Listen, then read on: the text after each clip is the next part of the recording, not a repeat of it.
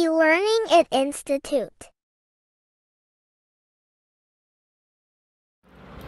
আজকে আমরা দেখব কিভাবে আমাদের এইরকম একটি ডাটাবেস থেকে আমাদের যে ডাটাগুলো মিলছে না অর্থাৎ নট ফাউন্ড সেটা আমরা খুঁজে বের করি। অর্থাৎ আপনাকে যদি আপনার অফিসের বস অথবা কোনো ক্লায়েন্ট এরকম একটি ডাটা শিট দিয়ে থাকে যেখান থেকে আপনাকে বলা হচ্ছে এই যে ডাটা যে ইয়েগুলো রয়েছে অর্থাৎ আমাদের যে ডাটাগুলো রয়েছে এখানে কোন কোন ডাটাগুলো ম্যাচ হচ্ছে না, অর্থাৎ আমাদের ফার্স্ট ক্লাসের সাথে সেকেন্ড ক্লাসে কোন কোন ডাটাগুলো মিসম্যাচ রয়েছে সেটা ফাইন্ড আউট করার জন্য। তো এটা আমরা কিভাবে করব সেটা আমরা একটু দেখব। এটি করার জন্য প্রথমত হচ্ছে আমাদেরকে যে ডাটাগুলো রয়েছে সেগুলোকে আমরা সিলেক্ট করতে হবে, অর্থাৎ আমাদের যে ডাটাগুলো সেগুলো আমরা সিলেক্ট করলাম।